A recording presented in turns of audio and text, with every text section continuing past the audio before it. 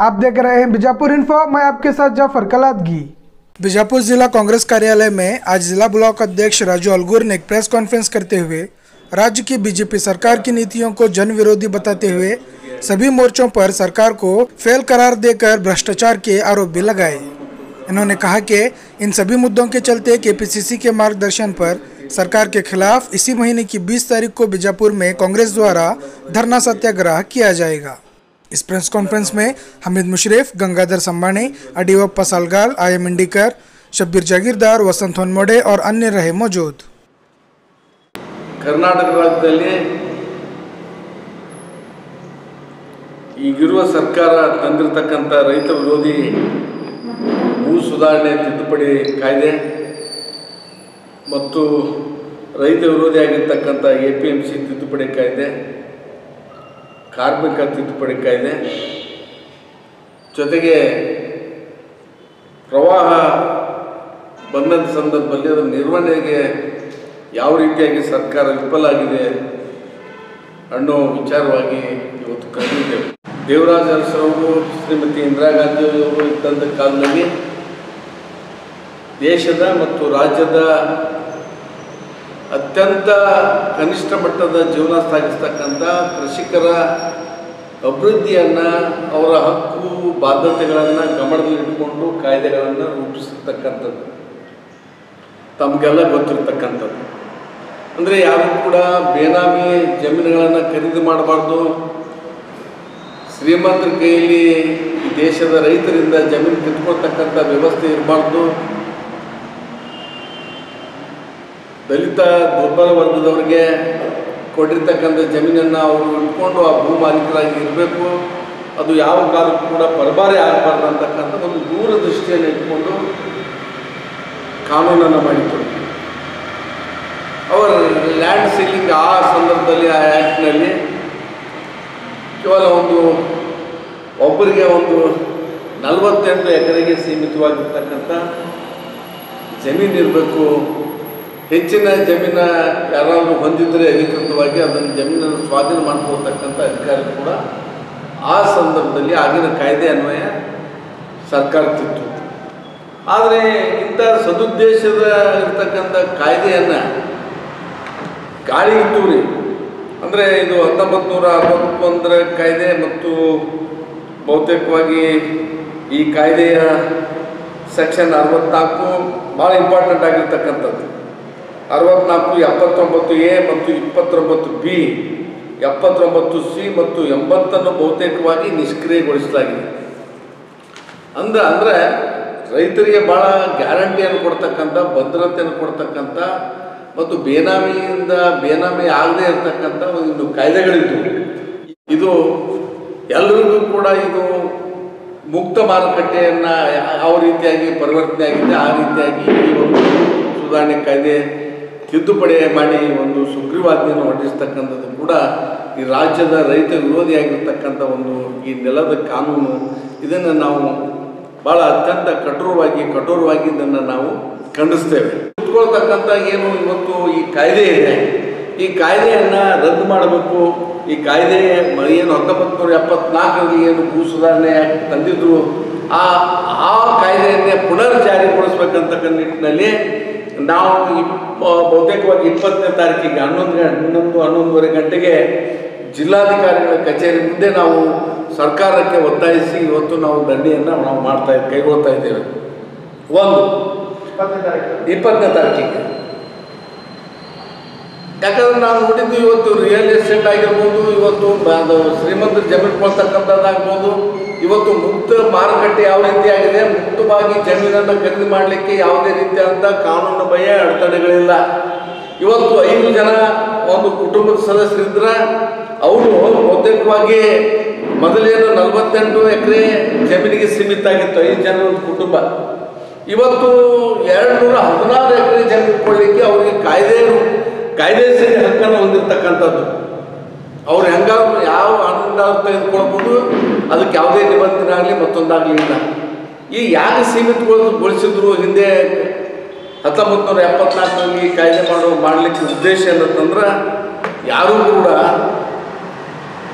ಭೂಮಿ ಪರಮಾರಿ ಮಾಡಬಾರ್ದು, ಎಲ್ಲರೂ ಕೂಡ ಭೂಮಿ ಇರಬೇಕು, ರೈತರ ಹತ್ರನೇ ಭೂಮಿ ಇರಬೇಕು, ಯಾರಿಗೆ ಮೂಲ ರೈತನಿಗೆ ಆ ಜಮೀನು ಇರಬೇಕು, ಆ ಜಮೀನ ಪರಬಾರಿ ಆಗಬಾರ್ದು, ಜಮೀನು ಅವನಿಂದ ಯಾರು ಕಿತ್ಕೊಳ್ಬಾರ್ದು ಅಂತಕ್ಕಂಥ ಒಂದು ಸದುದ್ದೇಶ 1974ರ ಕಾಯ್ದೆಯಲ್ಲಿತ್ತು. ಆದರೆ ಇವತ್ತು ಈ ಭೂ ಸುಧಾರಣೆ ಸುಗ್ರೀವಾಜ್ಞೆ ತರೋದ್ರ ಮುಖಾಂತರ 48 ಎಕರೆಗೆ ಸೀಮಿತವಾಗಿರ್ತಕ್ಕಂಥ 5 ಜನರ ಒಂದು ಕುಟುಂಬದ ಸದಸ್ಯರಿದ್ದವರಿಗೆ ಇವತ್ತು 216 ಎಕರೆ ಜಮೀನು ಕೊಡ್ತಕ್ಕಂಥದ್ದು ಇವತ್ತು ಶಾಸನಬದ್ಧವಾಗಿ ಇವತ್ತು ಮಾಡಿದ್ದಾರೆ.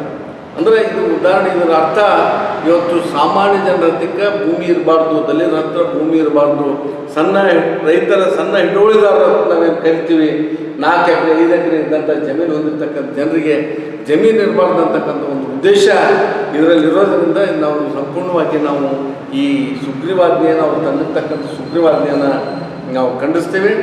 ಆಮೇಲೆ ನಾವು 20ನೇ ತಾರೀಕಿಗೆ ಒಂದು ದೊಡ್ಡ ಮಟ್ಟದ ನಮ್ಮ ಬಹುತೇಕವಾಗಿ ನಾನು ಅವತ್ತು ನಮ್ಮ ಸಭೆ ಬೆಂಗಳೂರಿನಲ್ಲಿ ಕರೆದಿದ್ದರೆ ನಾನು ಇರಬೇಕು, ನಮ್ಮ ಮುಸ್ರಿಫ್ ಅವ್ರ ನೇತೃತ್ವದಲ್ಲಿ ಇವತ್ತು ನಮ್ಮ ಎಲ್ಲ ಇಂಡಿಕರ್ ಅವರಾಗಿರ್ಬೋದು, ನಮ್ಮೆಲ್ಲ ಜಿಲ್ಲಾ ಸಂಬಂಧಿ ಮತ್ತು ಎಲ್ಲ ನಮ್ಮ ಗೆಳೆಯರು ಅವರ ನೇತೃತ್ವ ವಹಿಸಿ ದೊಡ್ಡ ಮಟ್ಟದಲ್ಲಿ ಒಂದು DC ಕಾರ್ಯಾಲಯ ಮುಂದೆ ಒಂದು ಪ್ರತಿಭಟನೆಯನ್ನು ಇವತ್ತು ಮಾಡ್ತಾ ಇದ್ದಾರೆ.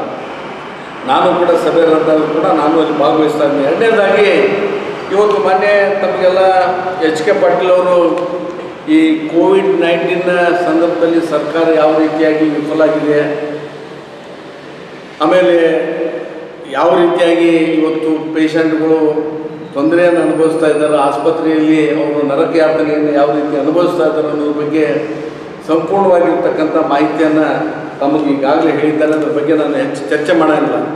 ಇವತ್ತು ಸ್ಯಾನಿಟೈಸರ್ ಖರೀದಿ ಮಾಡ್ತಕ್ಕಂಥ ಸಂದರ್ಭದಲ್ಲಿ ಏನು ಅವ್ಯವಹಾರ ಆಗಿದೆ, ಇವತ್ತು ಕಿಟ್ ಖರೀದಿ ಮಾಡ್ತಕ್ಕಂಥದ್ದು, RTC ಕಿಟ್ ಖರೀದಿ ಮಾಡ್ತಕ್ಕಂಥದ್ರಲ್ಲಿ ಏನಾಗಿದೆ, ಇವತ್ತು N95 ಮಾಸ್ಕ್ದಲ್ಲಿ ಯಾವ ರೀತಿ ಬೆಲೆ ನಿಗದಿ ಮಾಡಿ ಖರೀದಿ ಮಾಡಿದ್ರು ಅನ್ನೋದ್ರ ಬಗ್ಗೆ ತಾವೆಲ್ಲ ಅವತ್ತು ಉಪಸ್ಥಿತರಿದ್ದರೆ ಅವರೆಲ್ಲ ಹೇಳಿದ್ದಾರೆ. ಥರ್ಮಲ್ ಸ್ಕ್ಯಾನರ್ ಆಗಿರ್ಬೋದು, ಆಕ್ಸಿಜನ್ ಸಿಲಿಂಡರ್ ಆಗಿರ್ಬೋದು, ಈ ಎಲ್ಲ ಜನರಿಗೆ ಇವತ್ತು ಏನು ತೊಂದರೆ ಆಗಿದೆ ಮತ್ತು ಇವತ್ತು ಏನು ಸರ್ಕಾರ ವಿಫಲ ಆಗಿದೆ, ಇವತ್ತು ಏನು ಯಾವ ರೀತಿ ಅವ್ಯವಹಾರ ಮಾಡಿದೆ ಇದನ್ನು ಖರೀದಿ ಮಾಡ್ತಕ್ಕಂಥ ಸಂದರ್ಭದಲ್ಲಿ ಅಂತ ಹೇಳ್ತಕ್ಕಂಥದ್ದು ಕೂಡ HK ಪಾಟೀಲ್ ಸಮಗ್ರವಾಗಿ ಹೇಳಿದ್ದಾರೆ. ಅದ್ರ ಬಗ್ಗೆ ನಾನು ಹೆಚ್ಚಿಗೆ ಹೇಳಲಿಕ್ಕೆ ನಾನು ಬಯಸು. ವಲಸೆ ಕಾರ್ಮಿಕರಿಗೆ 13 ಲಕ್ಷ ವಲಸೆ ಕಾರ್ಮಿಕರಿಗೆ ನಾವು ಊಟ ಕೊಟ್ಟಿದ್ದೀವಿ ಅಂಥೇಳಿ ಸರ್ಕಾರ ತನ್ನ ಕಾರ್ಯಕ್ರಮದ ಪಟ್ಟಿಯಲ್ಲಿ ಅದನ್ನು ಘೋಷಣೆ ಮಾಡಿದೆ. ನಾವು ಆಗಲೇ ಅದನ್ನು ಖರ್ಚು ಮಾಡಿದ್ದೀವಿ. 13 ಲಕ್ಷ ಜನರಿಗೆ ನಾವು ಊಟ ಕೊಟ್ಟಿದ್ದೀವಿ ಅಂತದ್ದು ಹೆಂಗಂತಂದ್ರೆ 2 ಮೋಸಂಬಿ, 2 ಬಾಳೆಹಣ್ಣು, 2 ಚಪಾತಿ, 1 ಕಪ್ ಅನ್ನ, 3 ಬಾಟಲ್ ನೀರಿಗೆ 1200 ಬಿಲ್ ಮಾಡಿದೆ. 1200 ಒಂದು ಊಟಕ್ಕೆ.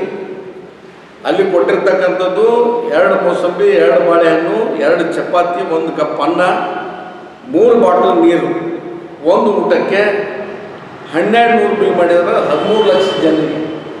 ಅಂದ್ರೆ ಈ ರೀತಿಯಾಗಿ ಪ್ರತಿಯೊಂದರಲ್ಲಿ ಸರ್ಕಾರ ಇವತ್ತು ಹೆಣದ ಮೇಲೆ ಇವತ್ತು ರಾಜಕಾರಣ ಮಾಡ್ತಕ್ಕಂಥದ್ದು, ಲಂಚ ಭ್ರಷ್ಟಾಚಾರ ಮಾಡ್ತಕ್ಕಂಥದ್ದು, ರೋಗಿಗಳ ಮೇಲೆ ಭ್ರಷ್ಟಾಚಾರ ಮಾಡ್ತಕ್ಕಂಥದ್ದು, ಔಷಧಿಗಳ ಮೇಲೆ ಭ್ರಷ್ಟಾಚಾರ ಮಾಡ್ತಕ್ಕಂಥದ್ದು ಇವತ್ತು ನೋಡಿದ್ರೆ ಬಹುತೇಕವಾಗಿ ಇವರು ಮನುಷ್ಯ ವಿರೋಧಿಯಾಗಿರ್ತಕ್ಕಂಥ, ಮಾನವೀಯ ಮೌಲ್ಯಗಳ ವಿರೋಧಿಯಾಗಿರ್ತಕ್ಕಂಥ ನಿಲುವನ್ನು ಇವತ್ತು ಸರ್ಕಾರ ತೆಗೆದುಕೊಳ್ತಾ ಇದೆ. ಇವತ್ತು ಯಾವ ರೀತಿಯಾಗಿ ಯಾವ ವಿಧದಲ್ಲಿಯೂ ಕೂಡ ಈ ಕೋವಿಡ್-19 ರೋಗಕ್ಕೆ ತುತ್ತಾಗಿರ್ತಕ್ಕಂಥ ಪೇಷಂಟ್ಗಳ ರಕ್ಷಣೆಯಲ್ಲಿ ಯಾವತ್ತೂ ಕೂಡ ಇವತ್ತು ಸರ್ಕಾರ ಮುಂದೆ ಬಂದು ಅದನ್ನು ವ್ಯವಸ್ಥಿತವಾಗಿ ಗುಣಮುಖ ಮಾಡ್ತಕ್ಕಂಥ ನಿಟ್ಟಿನಲ್ಲಿ ವಿಧಿಬದ್ಧ ಆಗಿರ್ತಕ್ಕಂಥ ಕಾರ್ಯಕ್ರಮವನ್ನು ಕೂಡ ಇಲ್ಲಿ ಹಾಕಿಕೊಳ್ಳಿಲ್ಲ.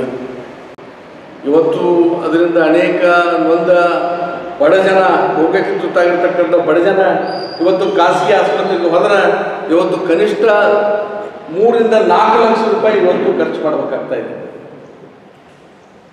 ಸಾಮಾನ್ಯ ಚಿಕಿತ್ಸೆ ಕೊಟ್ಟರು ಕೂಡ ಖಾಸಗಿ ಆಸ್ಪತ್ರೆಗಳು 3 ರಿಂದ 4 ಲಕ್ಷ ರೂಪಾಯಿಯನ್ನು ವಸೂಲಿ ಮಾಡ್ತಕ್ಕಂಥ ಇವತ್ತು ಒಂದು ಪರಿಸ್ಥಿತಿ ರಾಜ್ಯದಲ್ಲಿ ನಿರ್ಮಾಣ ಆಗಿದೆ. ಪ್ರತಿಯೊಂದು ತಾಲೂಕಾ ಕೇಂದ್ರದಿಂದ ಹಿಡಿದು ಇವತ್ತು ಬೆಂಗಳೂರಿನೊಳಗೆವರೆಗೆ ಇವತ್ತು ಈ ವಸೂಲಾತಿ ಕಾರ್ಯಕ್ರಮ ಈ ರೋಗದ ಹೆಸರಿನಲ್ಲಿ ನಡೆದಿದೆ. ಇದಕ್ಕೆ ಜವಾಬ್ದಾರಿ ಯಾರು ಹೊಣೆ? ಇದನ್ನು ನಿಯಂತ್ರಣ ಮಾಡ್ತಕ್ಕಂಥವ್ರು ಯಾರು? ಸರ್ಕಾರ ನಿಯಂತ್ರಣ ಮಾಡ್ತಕ್ಕಂಥದ್ದು ಇದ್ರೂ ಕೂಡ ಸರ್ಕಾರದ ಆರೋಗ್ಯ ಮಂತ್ರಿಗಳಾಗಿರ್ತಕ್ಕಂಥ ರಾಮುಲು ಅವರು ಈಗಾಗಲೇ ಹೇಳಿಬಿಟ್ಟಿದ್ದಾರೆ, ನಮ್ಮ ಕಡೆ ಈಗೇನು ಸಾಧ್ಯ ಆಗಲ್ಲ, ಇದನ್ನು ದೇವರ ನೋಡ್ಕೋಬೇಕಂತ ಇವತ್ತು ರಾಮುಲು ಅವರು ಈ ಸಂದರ್ಭದಲ್ಲಿ ವ್ಯಕ್ತ ಮಾಡಿದ್ದಾರೆ. ಅದರಂತೆ ಇನ್ನು APMC ಕಾಯ್ದೆ ತಿದ್ದುಪಡಿ ಮಾಡಿದ್ದಾರೆ. ರೈತ ವಿರೋಧಿಯಾಗಿರ್ತಕ್ಕಂಥ APMC ಕಾಯ್ದೆ 1986ಕ್ಕೆ ಇವತ್ತು ಈ ಕಾಯ್ದೆಗೆ ಇವತ್ತು ಸುಗ್ರೀವಾಜ್ಞೆಯನ್ನು ಮತ್ತು ತಿದ್ದುಪಡಿಯನ್ನು ತರೋದ್ರ ಮುಖಾಂತರ ಇವತ್ತು ದೊಡ್ಡ ಮಟ್ಟದ ಒಂದು ಅನ್ಯಾಯವನ್ನು ರೈತರಿಗೆ ಈ APMC ಕಾಯ್ದೆ ತರೋದ್ರ ಮುಖಾಂತರ ಮಾಡಿದ್ದಾರೆ. ಕೈಗಾರಿಕಾ ಕಾಯ್ದೆ ತಿದ್ದುಪಡಿಯನ್ನು ಕೂಡ ಜನ ವಿರೋಧಿಯಾಗಿರ್ತಕ್ಕಂಥ ರೀತಿಯಲ್ಲಿ ಕೂಡ ಇವರು ಮಾಡಿದ್ದಾರೆ. ಇವತ್ತು ಇದೆಲ್ಲ ಆದಮೇಲೆ ಅತಿವೃಷ್ಟಿಯನ್ನು ತಮಗೆಲ್ಲ ಗೊತ್ತಿರುವಂತೆ ಕಳೆದ 2 ವರ್ಷದಿಂದ ರಾಜ್ಯದಲ್ಲಿ ಒಂದು ಅತಿವೃಷ್ಟಿ ಇವತ್ತು ನಿರ್ಮಾಣ ಆಗಿದೆ. ಇವತ್ತು ದಕ್ಷಿಣ ಕರ್ನಾಟಕ, ಮಧ್ಯ ಕರ್ನಾಟಕ ಇವತ್ತು ನಮಗಷ್ಟು ಇಫೆಕ್ಟ್ ಆಗದೇ ಇದ್ರೂ ಕೂಡ ಕರ್ನಾಟಕ ರಾಜ್ಯದ ಬಹುತೇಕ ಭಾಗದಲ್ಲಿ ಅತಿವೃಷ್ಟಿ ನಿರ್ಮಾಣ ಆಗಿದೆ. ಇಂಥ ಸಂದರ್ಭದಲ್ಲಿ ಕೂಡ ರಾಜ್ಯ ಸರ್ಕಾರ ಯಾವುದೇ ರೀತಿಯಾಗಿರ್ತಕ್ಕಂಥ ಜಾನುವಾರ ಜೀವ ಹಾನಿಯಾಗಲಿ, ಜಾನುವಾರ ಜೀವನ ಹಾನಿಯಾಗಲಿ, ಇಂಥ ಸಂದರ್ಭದಲ್ಲಿ ಯಾವುದೇ ರೀತಿಯಾಗಿರ್ತಕ್ಕಂಥ ಮುಂಜಾಗ್ರತಾ ಕ್ರಮವನ್ನು ಕೈಗೊಂಡು ಜನರ ರಕ್ಷಣೆ ಮಾಡಲಿಕ್ಕೆ ಇವತ್ತು ಸಾಧ್ಯ ಆಗಲಿಲ್ಲ. ಇವತ್ತು ಕಳೆದ ಸಲ ದೊಡ್ಡ ಮಟ್ಟದ ಪ್ರವಾಹ ಬಂದಾಗ ಇವತ್ತು ಕೊಡಗೆಲ್ಲ ಕಿತ್ಕೊಂಡು ಹೋಗಿದೆ, ಇವತ್ತಿಗೂ ಕೂಡ ಕಿತ್ಕೊಂಡು ಹೋಗಿದೆ. ಇವತ್ತು ಆ ಸಂದರ್ಭದಲ್ಲಿ ಏನು ಹೇಳಿದ್ರು, ಒಂದು ಮನೆ ಸಂಪೂರ್ಣವಾಗಿ ಬಿದ್ದು ಹೋಗಿತ್ತಂದ್ರೆ 5 ಲಕ್ಷ ರೂಪಾಯಿ ಕೊಡ್ತಾ ಇದ್ದೇವೆ. ಇವತ್ತು ಸ್ವಲ್ಪ ಡ್ಯಾಮೇಜ್ ಆಗಿತ್ತಂದ್ರೆ ಅದಕ್ಕೆ 1 ಲಕ್ಷ 1.5 ಲಕ್ಷ ಕೊಡ್ತಾ ಇದ್ದೇವೆ. ಇವತ್ತು ಅಲ್ಲಿವರೆಗೆ ನಾವು ಟೆಂಪ್ರರಿಯಾಗಿ ನಾವು ಪತ್ರಾಸ್ ಮನೆಯನ್ನು ನಿರ್ಮಾಣ ಮಾಡಿಕೊಡ್ತೀವಿ ಅಂಥೇಳಿ ಒಂದು ಭರವಸೆಯನ್ನು ಕೊಟ್ಟಿದ್ದರು. ಇವತ್ತು ಯಾವ ಭರವಸೆ ಆಗಲಿ ಮತ್ತೊಂದಾಗಲಿ ಇವತ್ತು ಈ ಸರ್ಕಾರದಿಂದ ನಿರ್ವಹಣೆ ಮಾಡಲಿಕ್ಕೆ ಸಾಧ್ಯ ಆಗಲಿಲ್ಲ. ತಮಗೆಲ್ಲ ಗೊತ್ತಿರೋದು 2ನೇ ಸಲ ಇವತ್ತು ದೊಡ್ಡ ಪ್ರವಾಹಕ್ಕೆ ಇವತ್ತು ಕರ್ನಾಟಕ ತುತ್ತಾಗಿದೆ. ಬೇರೆ ರಾಜ್ಯಗಳಂತೆ ನಮ್ಮ ರಾಜ್ಯದಲ್ಲಿ ಕೂಡ ಆಸ್ತಿ ಹಾನಿ, ದನಕರುಗಳ ಜೀವನ ಹಾನಿ ಅಥವಾ ಮನುಷ್ಯನ ಜೀವ ಹಾನಿ ಎಲ್ಲ ಕೂಡ ಇವತ್ತು ಆಗಿ ಹೋಗಿವೆ. ಯಾವುದೇ ರೀತಿಯಾಗಿರ್ತಕ್ಕಂಥ ಕ್ರಮ ಆಗಲಿ, ಅಭಿವೃದ್ಧಿ ಕೆಲಸ ಆಗಲಿ ಅಥವಾ ಈ ತೊಂದರೆಯಿಂದ ಒಳಗಾಗಿರ್ತಕ್ಕಂಥ ಜನರ ರಕ್ಷಣೆ ಮಾಡ್ತಕ್ಕಂಥ ನಿಟ್ಟಿನಲ್ಲಿ ಆಗಲಿ ಯಾವುದೇ ರೀತಿಯಾದಂಥ ಕೆಲಸ ಇವತ್ತು BJP ಸರ್ಕಾರದಿಂದ ಆಗಲಿಲ್ಲ. ಇವೆಲ್ಲ ಕಾರಣಕ್ಕಾಗಿ ಇವತ್ತು ನಾವು ತಾವೆಲ್ಲ ರಸ್ತೆ ನೋಡಿರ್ಬೋದು. ಇವತ್ತು ಕರ್ನಾಟಕದಲ್ಲಿ ರಸ್ತೆ ಪರಿಸ್ಥಿತಿ ಯಾವ ರೀತಿಯಾಗಿ ಇದೆ. ಇವತ್ತು ಉದಾಹರಣೆ ಬಿಜಾಪುರ ನಗರ ಆಗಿರ್ಬೋದು, ಬಿಜಾಪುರದಿಂದ ನಾವು ಏನೇನು ಕರ್ನಾಟಕ ಒಂದು ಸ್ವಾತಂತ್ರ್ಯೋತ್ಸವವನ್ನು ನಾವು ಮಹಿಳಾ ವಿಶ್ವವಿದ್ಯಾಲಯದಲ್ಲಿ ಮಾಡಿದ್ದೀವಿ. ನೀವು ಅಲ್ಲಿವರೆಗೆ ಕೂಡ ರಸ್ತೆ ನೋಡಿರ್ಬೋದು. ಮಾಧ್ಯಮದ ಎಲ್ಲ ಮಿತ್ರರು ನಿನ್ನೆ ಹೋಗಿದ್ದೀರಿ, ನೀವೆಲ್ಲ ರಸ್ತೆ ನೋಡಿರಿ. ಯಾವ ರಸ್ತೆ ಈ ರೀತಿಯಾಗಿ ರಸ್ತೆಗಳು ಹದಗೆಟ್ಟಿವೆ, ಯಾವ ರೀತಿಯಾಗಿ ಇವತ್ತು ಸರಿಯಾಗಿ ಯಾವ ವೆಹಿಕಲ್ ಕೂಡ ಹೋಗಲಿಕ್ಕೆ ಸಾಧ್ಯ ಇಲ್ಲ. ಇವತ್ತು ಆಕ್ಸಿಡೆಂಟ್ ಆಗ್ತಕ್ಕಂಥ ಸಂದರ್ಭಗಳದಾವೆ. ಇಂಥ ಪರಿಸ್ಥಿತಿ ಯಾವುದೇ ಅಭಿವೃದ್ಧಿ ಕಾರ್ಯ ಇವತ್ತು ಮಾಡಲಿಕ್ಕೆ ಈ ಸರ್ಕಾರದಿಂದ ಸಾಧ್ಯ ಆಗಿಲ್ಲ.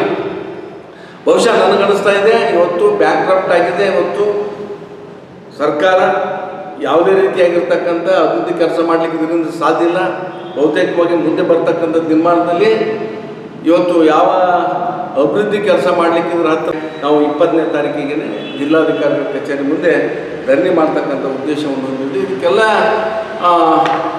ಕಾರಣ ಅಂದರೆ ಈ ಎಲ್ಲ ಜನವಿರೋಧಿಯನ್ನ ರೀತಿಯನ್ನು ನೋಡಿ ಇವತ್ತು ಕಾಂಗ್ರೆಸ್ ಪಕ್ಷ ಇವತ್ತು ಭಾಳ ಒಳ್ಳೆಯ ರಾಜಕೀಯ ಪಕ್ಷ ಇತ್ತು, ಒಳ್ಳೆಯ ಕಾರ್ಯಕ್ರಮವನ್ನು ಕೊಟ್ಟಿತ್ತು ಅಂಥೇಳಿ ಇವತ್ತು ಜನ ನಮ್ಮನ್ನು ಬಯಸ್ತಾ ಇದ್ದಾರೆ. ಇದನ್ನು ಹೇಳಲಿಕ್ಕೆ ಅತಿಶಕ್ತಿ ಆಗಲ್ಲ, ಮತ್ತೊಂದಲ್ಲ. ಇವತ್ತು ಜನ ನಮ್ಮನ್ನು ಅಪೇಕ್ಷೆ ಮಾಡ್ತಾ ಇದ್ದಾರೆ. ಇವತ್ತು ಉದಾಹರಣೆ ಇದೆ. ನಾವು ಹೊಸದಾಗಿ ನಮ್ಮ ಜಿಲ್ಲೆಯಲ್ಲಿ ಸುಮಾರು 9 ಹೊಸ ತಾಲೂಕುಗಳಾದವು. 9 ಹೊಸ ತಾಲೂಕುಗಳು. 9 ಹೊಸ ತಾಲೂಕುಗಳಲ್ಲಿ ನಾವು 6ರಿಂದ 7 ಹೊಸ ತಾಲೂಕು ಪಂಚಾಯತಿಯಲ್ಲಿ ಅಧ್ಯಕ್ಷರು ಉಪಾಧ್ಯಕ್ಷರನ್ನು ನಾವು ಆಯ್ಕೆ ಮಾಡಲಿಕ್ಕೆ ಸಾಧ್ಯ ಆಗಿದೆ. ಜನ ನಮಗೆ ಆಶೀರ್ವಾದ ಮಾಡಿದ್ದಾರೆ, ಮೆಂಬರ್ ನಮ್ಮ ಜೊತೆ ಬಂದಿದ್ದಾರೆ. BJP ಬೇಡ, ದಳ ಬೇಡ ಅಂಥೇಳಿ ಇವತ್ತು ಎಲ್ಲ ಸದಸ್ಯರು ಸರ್ಕಾರ ಅವರು BJP ಇದ್ದರೂ ಕೂಡ ಇವತ್ತು ಎಲ್ಲ ಹೊಸ ತಾಲೂಕುಗಳಲ್ಲಿ ಸುಮಾರು 9 ತಾಲೂಕುಗಳಲ್ಲಿ 7 ತಾಲೂಕುಗಳು ಇವತ್ತು ಕಾಂಗ್ರೆಸ್ ಪಕ್ಷದ ಮಡಿಲಲ್ಲಿವೆ. ಉದಾಹರಣೆ ಇವತ್ತು ಜನ ನಮ್ಮನ್ನು ಅಪೇಕ್ಷೆ ಮಾಡ್ತಾ ಇದ್ದಾರೆ. ಕಾಂಗ್ರೆಸ್ ಒಳ್ಳೆಯದು ಅಂತಕ್ಕಂಥದ್ದು. ದಿನಾಚರಣೆಯ ಸಂದರ್ಭದಲ್ಲಿ ನಮ್ಮ ಜಿಲ್ಲಾ ಉಸ್ತುವಾರಿ ಮಂತ್ರಿಗಳಾಗಿರ್ತಕ್ಕಂಥ ಸಹೋದರಿ ಜೊಲ್ಲೆ ಅವರು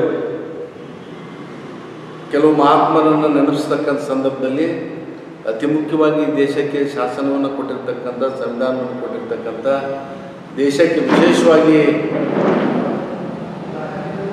ಶಾಸನಬದ್ಧವಾಗಿ ಮಹಿಳೆಯರ, ದಲಿತರ, ಇಡೀ ಮಾನವ ಮಹಿಳೆಯರ ಕಲ್ಯಾಣಕ್ಕಾಗಿ, ಅವರ ಅಭಿವೃದ್ಧಿಗಾಗಿ, ಅವರ ಸಮಾನತೆಗಾಗಿ, ಅವರ ಹಕ್ಕುಗಳಾಗಿ ಹೋರಾಟ ಮಾಡಿರ್ತಕ್ಕಂಥ ಬಾಬಾ ಸಾಹೇಬ್ ಅಂಬೇಡ್ಕರ್ ಅವರ ಹೆಸರನ್ನು ಸ್ಮರಿಸದೇ ಇರತಕ್ಕಂಥದ್ದು ಕೂಡ ನಾವು ಬಿಜಾಪುರ ಜಿಲ್ಲಾ ಕಾಂಗ್ರೆಸ್ ಪಕ್ಷದ ವತಿಯಿಂದ ನಾವು ಅದನ್ನು ಖಂಡಿಸ್ತೇವೆ.